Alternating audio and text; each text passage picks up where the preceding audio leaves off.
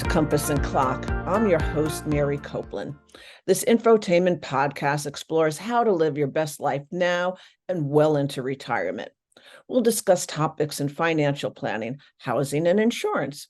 We'll talk wellness, relationships, and leisure activities. A full active life requires planning for your goals and preparing for the unexpected. I'll introduce you to a variety of guests, from knowledgeable experts to folks sharing stories of their life experiences, and so much more, because life is big. All is intended to help guide you in planning for what you need now and at any age. Like and subscribe so you don't miss a thing. Today, my guest is Denise Stoughton. Denise is an interior designer and writer living on Bainbridge Island with her two chihuahuas, Tula and Milo. Passionate about writing, she studied at the Writers' Studio in Greenwich Village, founded by Pulitzer Prize-winning poet Philip Schultz. She has published articles in the Bainbridge Review, Tideland Magazine, South Brunswick Magazine, and the Pacific Northwest Magazine, Seattle Times.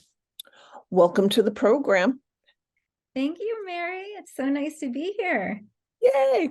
Well, today, Denise and I are going to talk about her quirky obsession with the curiously creative mailboxes around Bainbridge Island and her bi-postal tour.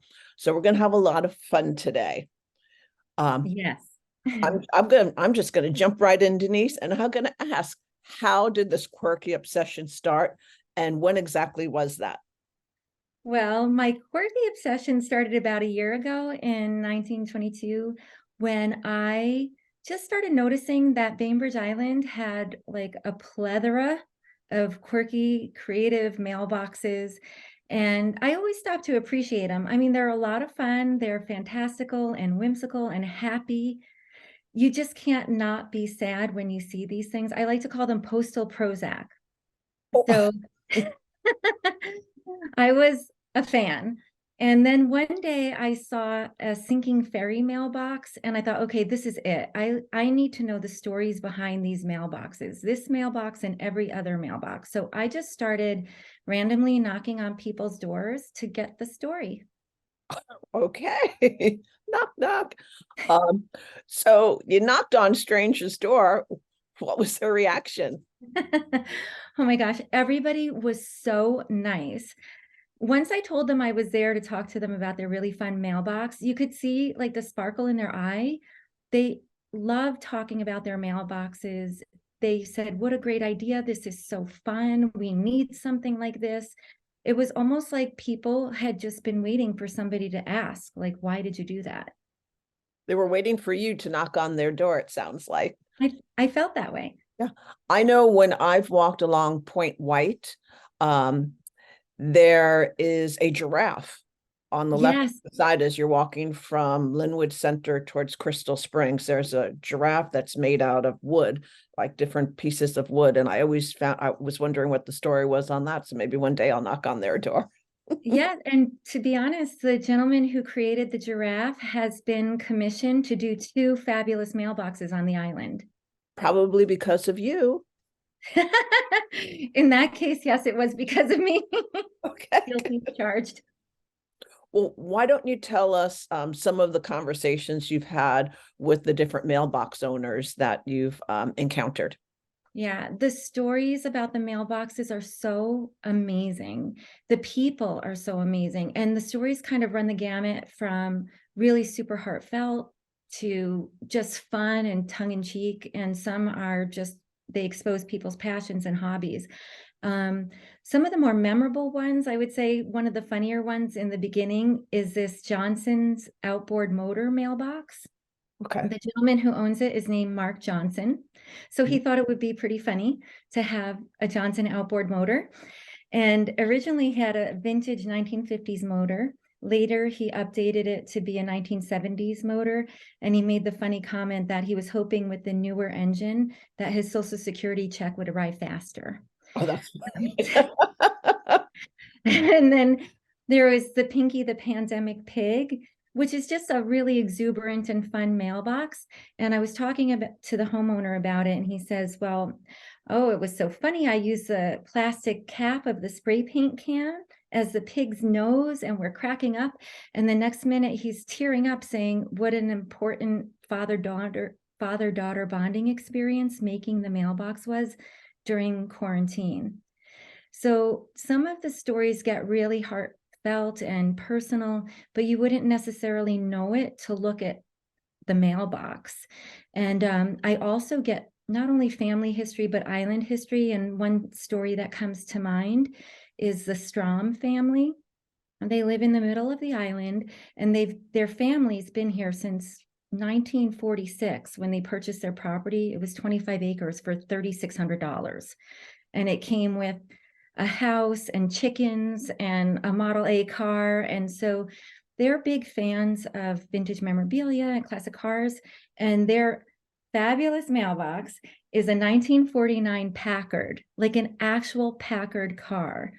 And Dick Strom took this car and he cut off the front end, and then he and his brother cut circles in where the headlights used to be and put 4 of the family's mailboxes inside of there. And it is so creative. And just down the road on the same property, his son, Aaron, and his wife have the Bob's Big Boy mailbox, which is pretty iconic on the island. The Bob's Big Boy holding up the bird. Bob's Big Boy, that's him. Serving up mail every day. There you go. Wow, those are some great stories. And you're right. You drive by and you see these mailboxes, and especially if you're on a certain path every day, coming to and from your house to the grocery store or whatever, and you see them and you always notice them, but to find out the stories behind it must have been a lot of fun for you. It was so fun. I feel honored that people are so willing to share the stories with me. And then on the other side, when people hear the stories, they're so thankful because they say, like you did, I pass this every day. I had no idea that was the story. And then everybody feels a little bit more connected to each other. Well, thank you for connecting those mailboxes and stories with all of us. I believe while you were out doing your surveillance, you had a run-in with the local police. Is that correct? I hear there's a little story there. Yes, again, guilty as charged. I had a feeling that it was just a matter of time, really, because when I'm out mailboxing, I really thoroughly case every neighborhood. I mean, I don't want to miss a mailbox. I go pretty slow. And one day there was a woman who saw me out there, and there are a couple of things at work here. One, apparently mail theft is up 200% on Bainbridge. Ooh. And the other thing was the police were actually looking for the same make and model car as what I drive, which is a white Volkswagen Beetle. So she sees me, she calls 911, and then she gets on Facebook and she starts posting in her like neighborhood grouping, oh my gosh, I found them. If you see this car, call the police. They're out there right now. So I know none of this. In fact, I was almost done and I was about to leave that little area, and I saw one last mailbox I wanted to photograph. So I hop out of the car. I was about to get back in when this cop car comes by and blocks me in so I can't get out. And he was dead serious. I mean, he walked up to me. He'd never cracked a smile. He's like, "Can I see some ID here, miss?" I was like, "Okay." So I got everything out, and he said, "I pulled you over because someone called 911, looked like you're stealing mail, and mail theft is up." And as soon as I could, I told him, "Listen, I'm writing a book about the quirky mailboxes of Bainbridge Island. I'm collecting the stories." And he was like, "Oh my God, I literally have 3 patrol cars out on this right now." So I just started cracking up, and then his backup arrived. He literally had backup. So the backup arrives and he tells the other officer she's writing a book about the quirky mailboxes on Bainbridge Island. And that guy was like, "Oh my gosh, this is so Bainbridge. This is like the most Bainbridge thing to happen to me in months on patrol."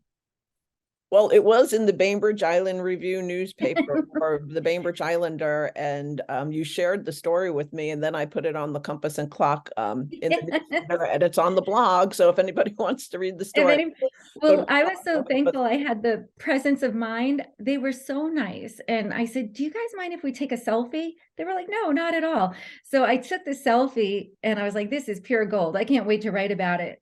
So I did. Well, your private detective work is paying off. So with that in mind, can you tell us how many mailboxes you've spotted and how many owners you've talked to? Because I'm assuming that you haven't talked to every owner of every mailbox. Not yet. I'm still in the process of writing all the stories, but to date, I have profiled 45 mailboxes, and there's as many more that are on my radar that I want to write about. When you say profile, that means those were mailboxes that you actually knocked on the door and spoke to the owners. Yeah, that I got the story. And you've probably have spotted at least twice that many mailboxes, but Yes. that's how many people you've talked to. Yes. Okay, Mhm. she could be And new knocking ones on are your door popping up next all and the you have a time. mailbox. And you what? New ones are popping up all the time. So your list is going to continue to grow. I hope You so. might have a mailbox series here going on. Yes. Now, I have followed you on Facebook along this whole journey. What kind of response have you gotten from your posts that you've been putting on Facebook about, your mailboxing and profiling and detective work? It's been, I know, I feel like a detective, like the Angela Lansbury of mailboxes. Instead of murder, though, it would be mailboxes, she wrote. Yeah, online, it's been so positive, and people really appreciate celebrating these quirky expressions of creativity. So I have a Facebook page, I have an Instagram account, and people are energized. They like give me tips. I'll often get tips to new mailboxes, and they comment, they like, and I'm pretty stoked because at this point I have 800 followers on Facebook and almost 300 on Instagram, which is pretty interesting just for a small niche project. Well, those numbers will keep growing, I'm sure. Um, were there surprises along the way? When you've heard the stories and the Facebook and Instagram communication you've received, any surprises you want to share with us? Yeah, I would say, I knew it was going to be fun, but the surprise came when I started um, noticing this theme that was throughout some of the interviews where people have a nostalgia Mhm. and like an emotional relationship with their mailbox, especially for those who remember the days when you were more apt to get like a love letter or personal correspondence in your mailbox than like a credit card offer. Mhm. Where people would tell me, I remember my grandmother used to write to me every month. I was so excited to run out to that mailbox and hear from her. And I'm really sad because, today we have electronic communication, but emails and texts and social media posts don't hold the same personal touch for me as a handwritten letter. So I think there's an emotional component there to the mailboxes, and I understand that. And there was, in fact, a woman who did a whole series of mailbox paintings because the mailbox struck her as a way to, or I should say, as a proof of life at the end of the driveway while we were in quarantine, that there were humans still out there. Um, So she did a series of paintings of mailboxes during COVID, you're saying. Yeah, it's pretty random. Her name is Sandy Haight. She lives on the island and she's a watercolor artist. And so during quarantine, she started daily walking and she really latched onto the mailboxes as a way to have some small connection with people still. So she painted them. And didn't you see them displayed somewhere? Yeah, they were displayed down at the Blackbird Bakery. That's a great little bakery too. Such a For, good bakery. for all you listeners out there. Um, And they just moved to a new location they did. I did not know that. Do tell. at the Winslow Green. Oh, that's Yeah. perfect because there's outdoor music in the summer there. But Mhm. um, with the surprises, because you and I obviously have talked before, you were telling me something about um artists, local artists, and how you might have spawned some kind of new avenue for their creativity. Yes. I mean, it's like you mentioned earlier with the driftwood giraffe.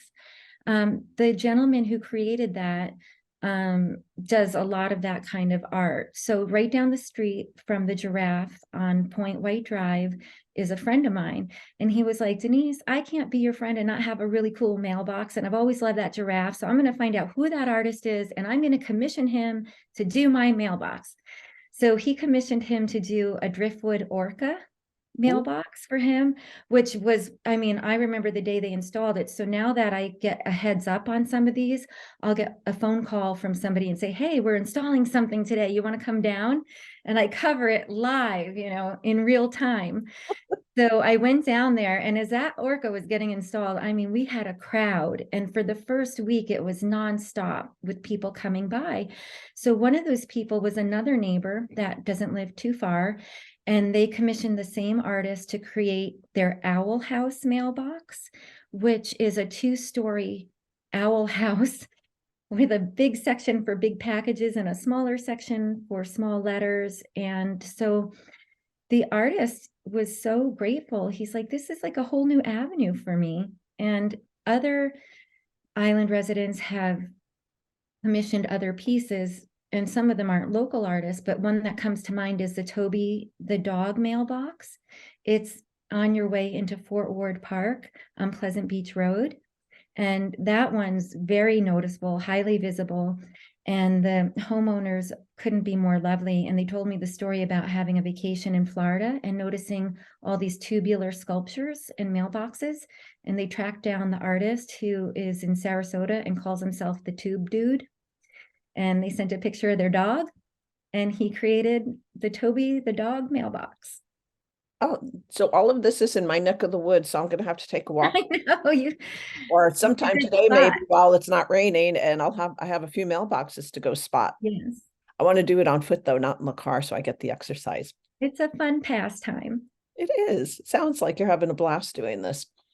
Um, when we were talking a couple of weeks ago, you were telling me something about a kindred spirit mailbox. Can you tell all of us what that is all about, please? I'm happy to, because this is just one of those things that's so amazing. I feel like everybody should know about it. Like I said, I get a lot of tips online, and a friend of mine who lives in North Carolina just happened to say, have you heard about this kindred spirit mailbox? It's near my house. And I hadn't. So right away I Googled it. And it's called the Kindred Spirit. It's on Bird Island in North Carolina, off the shore of the Brunswick Islands. And this very amazing special woman in the late 1970s named Claudia Saylor had this vision of a mailbox on a beach where people could visit. And she kept blank journals in there so that people could come and write their stories, like little journal entries from the heart. So since the late 70s, early 1980s, people have been like pilgrimaging to this place to write inside the journals. And it's stories from love, loss, hope, dreams, everything in between. It's just amazing. And so now the journals that are filled up are being archived at the University of North Carolina at Wilmington. So I was like in tears when I read about this. I was like, this is exactly what I'm doing. These are the stories of connection. These are the stories of people. This is sharing, and it's so healing. So I thought, well, wouldn't it be great if Bainbridge Island could have a kindred spirit mailbox? And luckily, the Parks Department agreed. So this summer, we're installing a kindred spirit mailbox on Bainbridge. And do you have any idea about what part of the island that will be on? Nope. No. I have been out there searching if anybody has a good idea. I've walked a lot of the trails and gone to many of the parks, and I have a few ideas at this point, but I haven't settled on one. And who's going to be the keeper of the journals? Well, I think if it takes off the way the one in North Carolina has, we'll have a committee of volunteers that'll not only keep removing the fill journals, but keep it stocked with empty journals so people can continue writing. And the Bainbridge Island Island of Historical stuff. I don't Bainbridge know. Historical Society, Bainbridge Island Historical Museum. Museum. They've offered to archive them if that should be the case. We'll make sure you put lots of pens or pencils in with the journals too. Yeah, that's the idea. Yep. Okay, so now the burning question. You have all this information and these photos and these stories. What are you going to do with them? Well, as I mentioned earlier, I am going to put them in a book. Um, and it's going to be a combination of pictures of the mailboxes and essays about the stories. At this point, I've also started working with an illustrator who has started illustrating some of the mailboxes. And those illustrations are adorable. They're so animated. I mean, honestly, I could write a whole children's book using the mailboxes as characters for it. So I think it's just a way to celebrate the creativity on Bainbridge Island. I think the overarching theme of the book is not only to celebrate creativity, because I consider the mailboxes to be like folk art, kind of like an overlooked, unexamined form of folk art. And they're also cultural storytellers, and everyone can relate to art and stories. So I think it's important, and it reminds us how we're more connected than not. And I think we really need a happy reminder like that right now. Yeah, I mean, That's it. connection in community is important. And, telling a little bit of this history just helps bring people together. And I have to say, I'm remiss because when I said what we were going to talk about, the quirky mailboxes, I also said we were going to talk about your bi-postal tour. And we didn't talk about that. So we just have a couple of minutes left. Can you tell us what that was, the bi-postal tour? Yeah. And also, I'm a little remiss because I forgot to tell you that I actually traveled to the original Kindred Spirit mailbox in North Carolina. So after I got permission from the Bainbridge Island Parks Department to have one installed, I thought I really need to go visit the original one. And by the way, it's super famous. Like, Nicholas Sparks has written a book inspired by the Kindred Spirit mailbox, and it's been on the nightly news. It's been everywhere. So I was like, I've got to go. So I took a little trip to North Carolina, and that kicked off what I called my bi-postal tour. I eventually was away for 2 months. So I visited the Kindred Spirit, and that was so exciting. And I also was able to visit the archives at UNC at Wilmington. And that was like a whole amazing journey too, because they have hundreds, possibly thousands of journals there now. I didn't even know where to start. The archivist told me, why don't you start with the years that the pandemic hit? Because people really poured their hearts out. So that was a beautiful experience. And from North Carolina, I drove down to Florida with my 2 Chihuahuas, and I plopped myself right down in the middle of nowhere in a camper on Lake George. And the idea was to continue writing the book and writing the stories.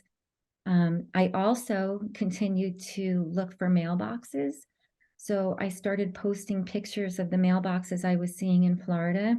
And I was not surprised at all that the mailboxes really reflect the people and the location where they are. They really are storytellers. They are beautiful examples of people, at a certain place and time. And so I posted, as everybody who follows me knows, the mailboxes were like alligators and fish and sea lions and mermaids, because it was Florida. Very geographically Yes. high. And weren't you also in an area where you had spent a lot of time in your childhood? Yeah. Oh my gosh. It was so interesting because when I was younger, my father owned a fishing camp in Florida. It was remote. I mean, alligators, wild boars, armadillos, everything. The house was on stilts with a tin roof, and it was a fishing camp with a marina. I hadn't been there in 27 years, and it was always a dream of mine that I would go back and revisit this place because it loomed so large in my imagination as incredible. So I went there, and it was like the place that time forgot. It was exactly as it had been in my memory, exactly as remote as I remembered. And It's an RV park. I made a whole lot of friends at the RV park. People who do this full time. And I loved being in the camper. And it was just an amazing place to have quiet time to write and to reminisce about my childhood and to really think about the mailboxes and the stories. And I don't know, pretty emotional, I would say. It was a good visit. Well, I'm glad Except when you went for back my there that it wasn't abandoned and that there it was still, having visitors at the park.